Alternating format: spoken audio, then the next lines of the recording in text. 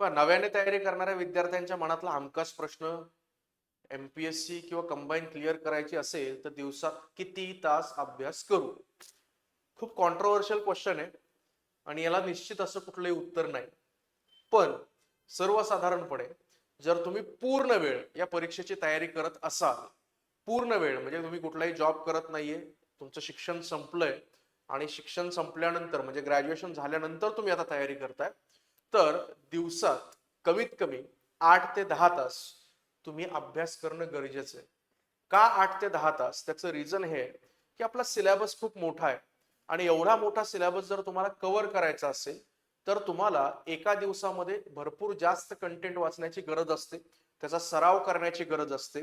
त्याचसोबत current affairs म्हणजे चालू घडामोडींसाठी न्यूजपेपर रीडिंग करण्याची गरज असते. तर या सगळ्या गोष्टी जर तुम्हाला करायच्या असतील तर 8 ते 10 तास कमीत कमी वेळ देणं तुम्ही रोजच्या रोज गरजेचं आहे.